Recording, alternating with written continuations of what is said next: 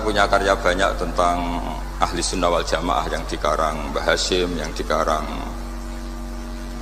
Mbah Ali Maksum, termasuk yang dikarang Kiai Al Mahfud Lirboyo. Meskipun saya tidak punya karangan detail, tapi guru saya Kiai Haji Maimun Zubair itu alumni Lirboyo, sehingga saya tahu banyak mazhab Bakarim. Dari sekian mazhab Bakarim yang saya paling suka itu nggak pernah merujukkan domir. Jadi santri sarang kalau pas nggak bisa merujukkan domir, ya wadali kau mengkono iku lahu kedhe mengkono gitu. Alasannya anut Mbah Karim gitu. Ini ada Kiai Anwar ini saksinya. Kata Mbah Karim, ad-domir fid domir, famal lam ya'rifid domir falaysa lahu domir. Jadi domir itu ada di hati, yang nggak punya hati yang nggak tahu domir. Dan itu nyata ketika ada perdebatan dua tokoh top yang sama-sama ahli nahwu berdebat manil afdolu, siapa yang paling utama antara Ali dan Abi Bakar. Rupanya itu ada penengah yang ahli domir, mungkin karena ngajinya di Lirboyo jadi ahli domir. Debat, yang satu bilang Abu Bakar karena mertuanya Rasulullah dan sohibu fil ghor. Yang satu bilang Ali, karena Ali itu fadilnya kita tahu, beliau termasuk orang yang kata Nabi, besok royah ini, bendera ini akan dibawa rojulan, atau saya kasihkan rojulan sing yuhibbuhu wa rasuluh, atau yuhibbuhu wa rasulah wa yuhibbuhu wa rasuluh. Ketika berdebat tentang sekian manakibnya Abu Bakar dan Sayyidina Ali, ada penengah yang ngendikannya begini, pokoknya yang paling afdal itu mangkanat bintuhu tahtahu. Ya, kalimatnya gitu toh, mangkanat bintuhu tahtahu. Itu semuanya terus clear, seneng semua. Karena kalau orang yang mentakdim Abu Bakar ala aliyin, kalau maknanya gini, yang paling afdal adalah maniku wong kanat kang ono sapa bintuhu, anak wedo eman iku tahtahu ono ing kekuasaan Nabi. Orang yang punya putri, yang putrinya itu di bawah Nabi, artinya siapa? Abu Bakar. Yang pro Sayyidina Ali juga senyum-senyum seneng, karena kalau dia maknani gini, maniku wong kanat kang ono sapa bintuhu, putrine Nabi iku tahtahu ono ing isore maniku. Itu siapa? Sayyidina Ali. Jadi domir mengkono-mengkono itu cesplong gitu. Itu sekali dimaknani itu masalah gitu. Jadi maka berbahagialah santri yang nggak pinter, karena ternyata nggak pinter itu ada padanannya yang orang pinter, yaitu Mbah Karim. Bedanya Mbah Karim nggak merujui karena pinter, kalau kita karena nggak pinter. Tapi insya Allah mantas sababi komen fawa minhum ya. Jadi kalau nggak bisa alim ya mirip-mirip orang alim gitu. Saya ini pemerhati tafsir ya. Itu memang sampai sekarang itu problem saya ini domir. Saya nggak pernah niat kalau akan ngomong ini karena nggak ada naskahnya Mbah Bisri. Ini tantangan untuk anak cucunya. Padahal beliau-beliau itu pasti punya naskah. Ini PR yang harus diselesaikan. Nggak mungkin lah seorang ulama nggak punya tulisan, itu nggak mungkin. Karena ulama itu meskipun nggak niat ngarang itu pasti banyak tulisannya. Saya yang tidak cucu Mbah Hasyim Asy'ari itu punya tulisan tangan Mbah Hasyim. Karena ketika mengijazahkan Sahih Muslim sama buyut saya Mbah kelima, jadi buyut-buyut saya dengan Pak Said dengan Lek Qayyum itu sama-sama turunan Kudus. Saya ini paling muda, jadi kira-kira kalau saya manggil Pak Said itu ya pernah Mbah, kalau manggil Gus Qayyum pernah Lek. Makanya saya sampai sekarang ngajar di Kudus, di pondok Kudus paling sepuh, namanya Ki Soleh bin Asnawi Sepuh. Dulu beliau gurunya Mbah Soleh Darat. Mbah Soleh Darat dulu pernah ngaji di Mbah Soleh bin Asnawi Sepuh. Kemudian punya anak namanya Maksum, Maksum punya anak namanya Hafsah. Lah Hafsah ini yang punya anak Sofia, terus Badiah dan seterusnya, yang dari turunan Kudus. Saya mau cerita, domir itu harus dikaji. Kalau sekiranya tidak mungkin, maka harus membuang. Saya cerita ini karena saya tahu di biografi Kiai Bisri Sansuri, beliau pernah istifadah sama Syekh Bakir Jogja, termasuk sama Syekh Mahfud Termas. sama beberapa masayikh dari Yaman seperti Said Al-Yamani. Dan saya dari sekian itu banyak yang punya naskahnya. Di antara seninya ulama Indonesia adalah makhtutot atau catatan apa saja itu dikaji dan kemudian diteliti, kemudian diaplikasikan di Indonesia dengan alasan muqtadal hal. Sehingga dalam bahsul masail itu kadang ya agak jorok, tapi jorok yang baik. Maka saya pernah bahsul masail dulu di Pondok Sarang, ini gak boleh ditiru oleh anak-anak. Bagaimana hukumnya desainer pakaian yang mendesain celana pendek untuk perempuan? Itu semua mengatakan haram, karena gara-gara desain itu perempuan kemudian tidak pakai maxi, tidak pakai celana, karena memang desainnya untuk langsung dipakai tanpa pakai maxi atau pakai celana. Ada yang bilang tidak haram. Bagaimanapun celana pendek itu berkontribusi ikut menutup aurat. Artinya dia tetap menyumbangkan nutup aurat. Hanya tidak usah sampean bayangkan, wah kalau haram ya dilepas ya, jangan gitu. Itu kan masalah. Jadi fikih itu kadang ya agak-agak kacau. Kita mau bilang haram nyatanya memberi kontribusi ikut nutup aurat, mau bilang halal dengan desain seperti itu perempuan masih menampakkan apa? Aurat. Jadi debat fikih itu kadang ya tidak mutu. Tapi dari tidak mutu itu ya kemudian tetap melahirkan kecerdasan, dan itu termasuk yang dibicarakan Syekh Mahfud, namanya taskhidun nazar, orang menjadi cerdas. Saya pernah baca di Nailul Ma'mul, ini sekaligus senam otak untuk anak-anak Denanyar. Ini bukan ngetes kiai tapi ngetes anak-anak. Nanti kalau ini disalahkan Kiai Miftah atau Yai Anwar ya saya langsung taslim, karena saya pasti samina wa atau naik. Tapi kayaknya enggak. Karena saya baca, saya ini ngerpek di Syekh Mahfud, kalau sama nyalakan saya, nyalakan Syekh Mahfud. Syekh Mahfud itu gurunya Kiai Bisri Sansuri. Ada fardul masalah begini. Saya ulang lagi, ada fardul masalah begini. Ada orang jatuh dari atas, ini kata Syekh Mahfud.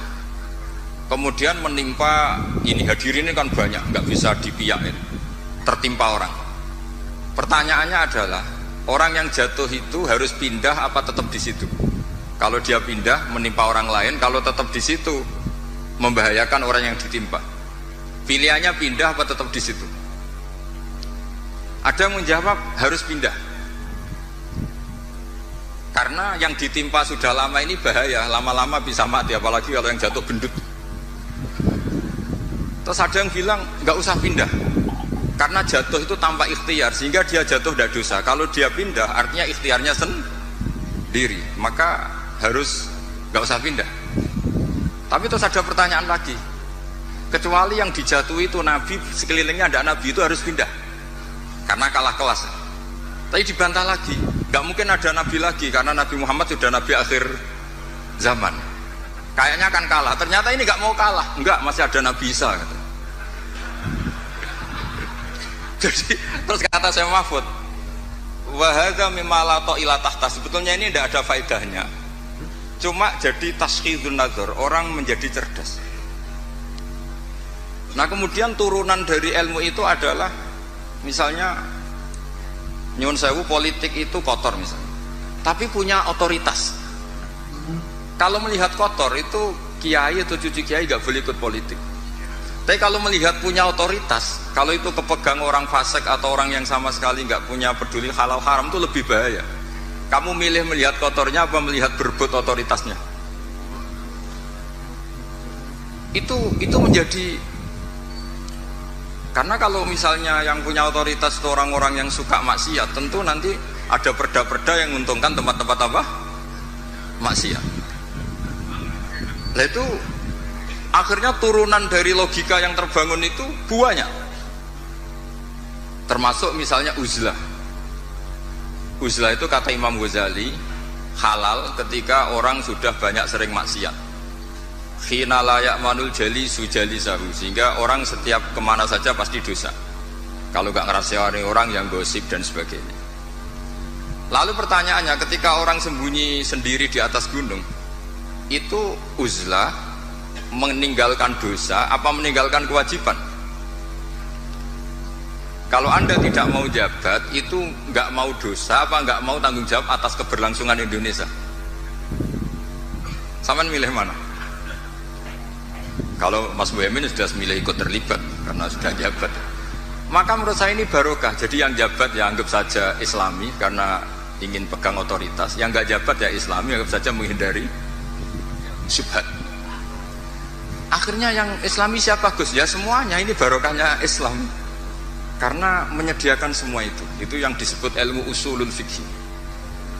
Dan siapapun yang bersanad sampai Syekh Mahfud termasuk Mbah Bisri itu pasti ahli usul fikih.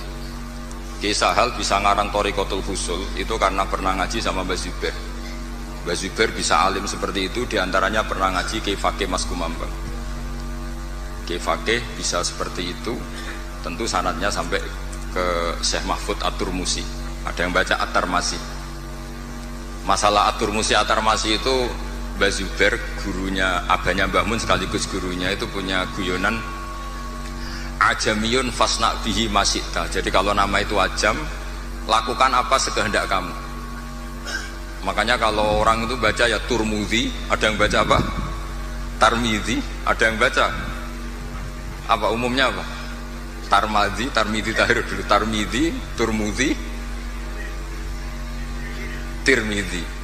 Kalau Istakhri, Ustukhri, Istakhri. Yang repot, saya itu setiap ngajar di sarang itu bingung karena murid yang datang itu kadang sorokan sama saya, Ali Sibro milisi apa mulasi? Kalau kayak sini baca apa? Mulasi apa milisi? Ada yang baca Sibro mulasi, yang satu baca Sibro milisi. Kok kayak milisi Taliban katanya? Itu di karangannya Mbah Zubair disebut ajamiyun fasna bihi masyita. Itu dari awal nama ajam maka terserah kamu bacanya apa. Sehingga kita yang tahu Syekh Mahfud itu orang Termas, kita baca At-Turmusi. Yang satu tetap baca apa? At-Tarmasi. Ini saya cerita ilmu. Jadi ilmu usul fikih itu ilmu yang menyediakan logika. Logika yang terbangun itu adalah kemudian menjadi produk hukum. Makanya ketika Imam Ghazali cerita di kitab saya, insya Allah halaman 19, tapi di kitab saya tidak tahu di kitab sampean mungkin beda cetakan atau beda punya tidak punya atau sama-sama punya beda baca dan tidak baca, saya tidak tahu karena perbedaan itu bisa macam-macam. Orang-orang yang uzlah itu akhirnya didatangi. Taraktum ummata Muhammadin sallallahu alaihi wasallam fi aidil mubtadi'ah. Saya masih ingat kalimatnya seperti itu. Wahai para orang yang uzlah, kamu sebetulnya meninggalkan umatnya Rasulullah sallallahu alaihi wasallam fi aidil mubtadi'ah, di tangan orang-orang yang bidah. Jadi tidak dianggap menghindari dosa, tapi dianggap menghindari tanggung jawab. Sehingga saya ini punya bapak namanya Kiai Nur Salim. Beliau ngaji sama Mbah Dolah dulu khatamnya Quran. Mbah Dolah adalah bin Abdus Salam. Abdus Salam ini juga yang termasuk gurunya Ki Bisri Sansuri. Jadi saya dibolak-balik sanadnya juga akan ketemu sama sanad yang dipakai Ki Bisri Sansuri. Sampai juga nanti ketemu di Nabi Adam lah, kalau nggak ketemu semua ya di Nabi Adam. Pasti nanti ketemu juga. Sanad keilmuan. Bapak itu kalau ada orang terlalu istiqomah imam masjid sampai tua itu ngeritik. Saya dulu ya iskal. Pak, bukankah itu istiqomah? Kata bapak gini, iku istiqomah apa mau diganti wong liya katanya. Jadi orang itu akhirnya berlatih berpikir. Tapi kalau ada santri sopan gitu, gak mau ngimami, gak mau jadi pengurus masjid, itu tawadhu karena masih ada yang sepuh. Iku tawadhu apa mau tanggung jawab. Sehingga semenjak itu saya terus berpikir terus begini. Makanya seperti saya di sini itu sopan apa tidak sopan saya tidak tahu. Kalau melihat saya di atas sampai di bawah, saya ini tidak sopan. Sampean kan lebih sepuh. Tapi melihat ini diperintah, itu orang paling sopan saya sekarang. Karena saya itu paling kecewa sebenarnya diatur-atur itu. Saya masyhur mengatakan Kiai diatur itu dosa, tapi kali ini saya diatur. Tapi saya samina wa ta'na saking sopan saya. Jadi kalau melihat itu Gus Bak itu sopan enggak? Ya enggak sopan. Wong banyak yang sepuh di bawah kok di atas. Ya sopan wong nurut. Diatur sama Gus Salam yang nurut. Padahal sepuh saya Gus Salam. Jadi maka mau tidak mau harus ada madhab. Yaitu akhirnya bahasnya memutuskan yang kita pakai adalah al-madzhabul arba. Nah ketika ada mazhab, itu sudut pandangnya itu pasti beda-beda. Memang saya akan ngomong fikih malam ini. Misalnya begini, kalau ada ayam jago ditabrak truk, kejet-kejet, itu umumnya orang disembelih apa enggak? Padahal dibiarkan pun pasti mati. Umumnya disembelih apa enggak? Disembelih.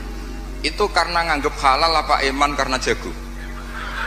Eman. Coba kalau ayam kecil, meskipun kejet-kejet, orang bisa berdebat, kepiting itu halal apa haram, berdebat. Tapi kalau yuyu gak berdebat, kan ndak eman, haram gak apa-apa, kecil aja gitu. Sehingga debat menyangkut kepiting itu sampai sekarang gak selesai. Mbah Mun itu termasuk guru yang mengharamkan, tapi banyak guru saya menghalalkan. Karena kenapa kok khilaf? Karena itu kepiting besar. Tapi yuyu itu sepakat haram karena kecil. Suatu saat kalau yuyu ini besar pasti ada khilafnya gitu. Karena eman gitu. Nah, saya tuh pernah ditanya sama orang, Pak Sada jagonya kelindes truk itu di kampung saya pas lewat pakai motor, Gus ini halal apa haram? Sudah kejet-kejet. Saya bilang ya sudahlah, untuk kamu halal, kata saya. Lama-lama orang ini ini Gus Pak gimana ngomong hukum kok seenaknya, datang ke rumah saya. Itu andekan tidak saya sembelih pun pasti mati. Terus saya bacakan kitab Sawi itu. Kata Imam Malik, yang namanya kejet-kejet itu tetap punya nyawa, sehingga penyembelian ini tetap berfungsi menghilangkan nyawa. Itu sudah cukup dikatakan dzabhu, menyembelih. Tapi cara mazhab Syafi'i dia tidak punya hayatun mustaqirrah, sehingga kalau dibiarkan pasti mati langsung, maka nggak boleh disembelih. Karena dia ada langsung mati, ini hanya proses prosedur saja. Memang pantasnya mati kejet-kejet sih gitu aja kira-kira gitu. Tapi hakikatnya sudah apa? Mati. Sehingga ulama itu selalu berdebat. Dan perdebatan ulama itu setelah diangen-angen memang sama-sama masuk akal. Saya punya sekian cerita ya tentang perdebatan, termasuk kitab yang tadi disebut Leqoyum itu, kitab Hilyatul Aulia. Karena kenapa saya sering baca kitab itu, memang syaratnya jadi wali itu harus pernah baca kitab Hilyatul Aulia. Jadi kalau sampean belum pernah baca berarti nggak mungkin jadi wali. Sudah tak jamin itu nggak mungkin.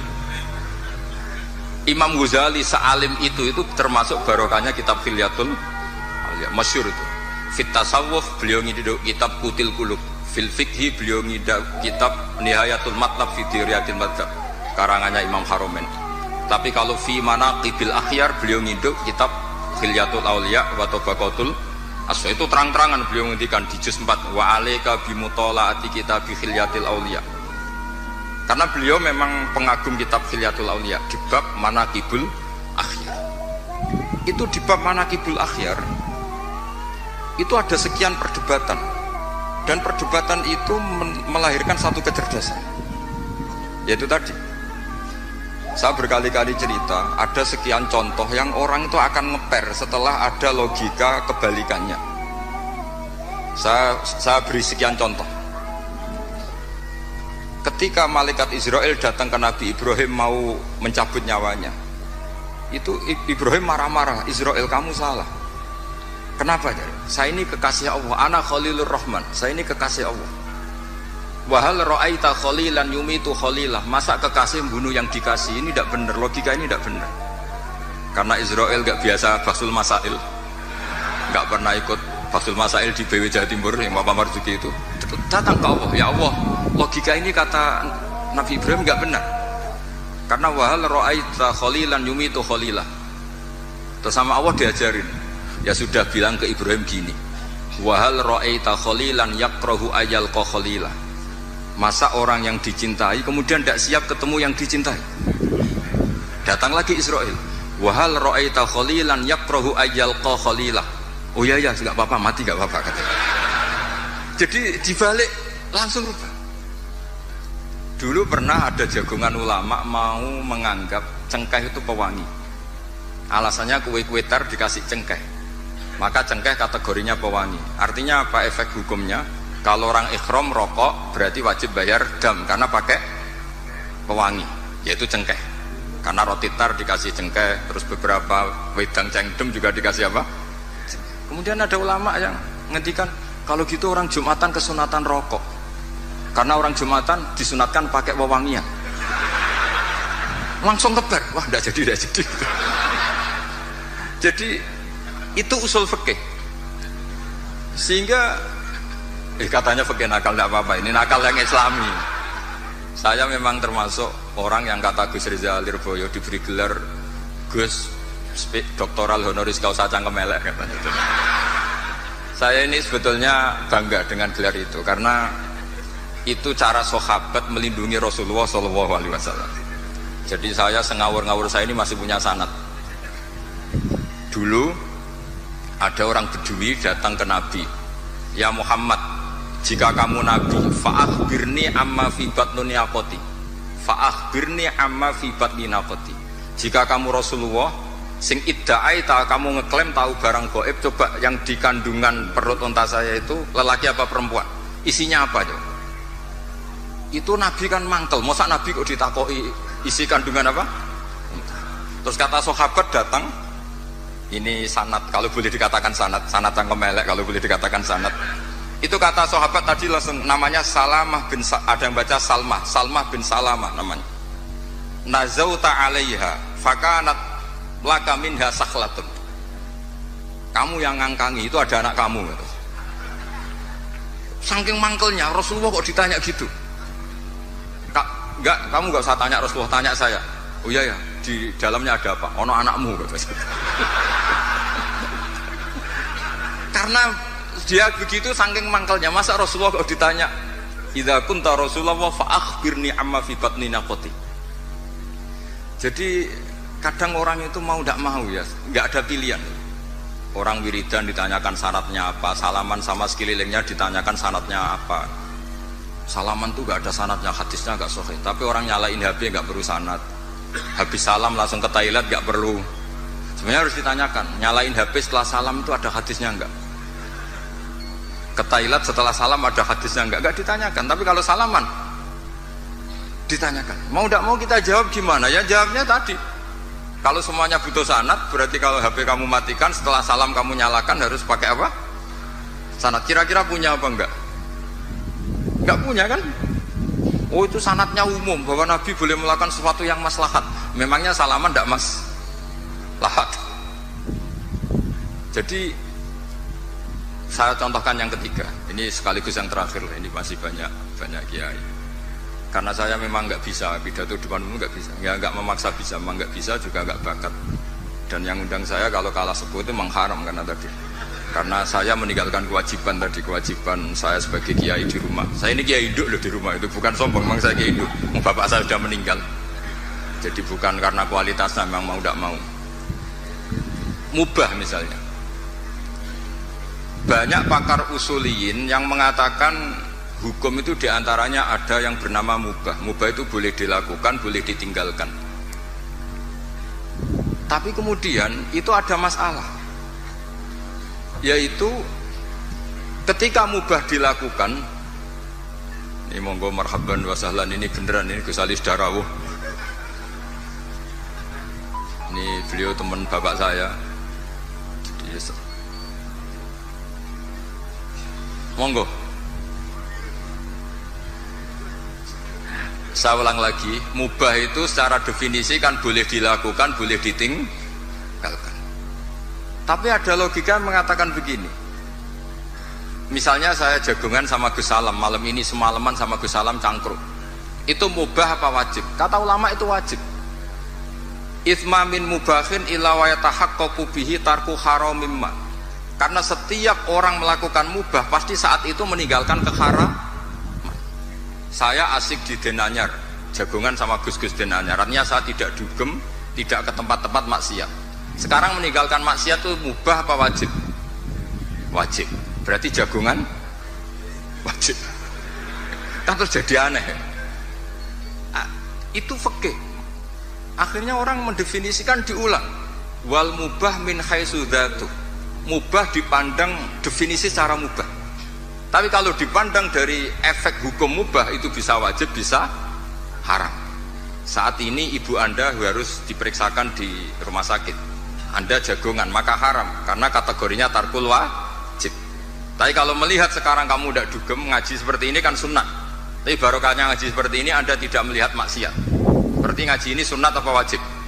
Wajib, karena tarkul maksiat. Akhirnya orang terus mikir, ternyata sudut pandang, dan itu Syekh Mahfud senang sekali. Kata Syekh Mahfud, apapun gharibnya masalatun gharibah, bahkan aghrab, itu harus dibicarakan karena itu melatih tashidun nazar, untuk mencerdaskan pikiran. Makanya banyak wali yang dalam cerita wali itu, ada wali itu karena sholat shaf awal, kita tahu shaf awal fadilahnya kayak apa. Tapi ada wali itu jadi wali karena kalau sholat itu di shaf akhir. Ketika ketemu di forum wali, dua wali ini, loh kamu kok jadi wali? Bukankah kamu kalau sholat di shaf akhir? Iya. Kenapa kamu tetap jadi wali? Saya tuh malu ketemu Allah di depan, kayak paling suci saja. Dan kebetulan wali ini idola saya, ya saya akhirnya kalau sholat ya sering di belakang gitu. Kira-kira seperti itu. Jadi ya saya kira demikian. Assalamualaikum warahmatullahi wabarakatuh.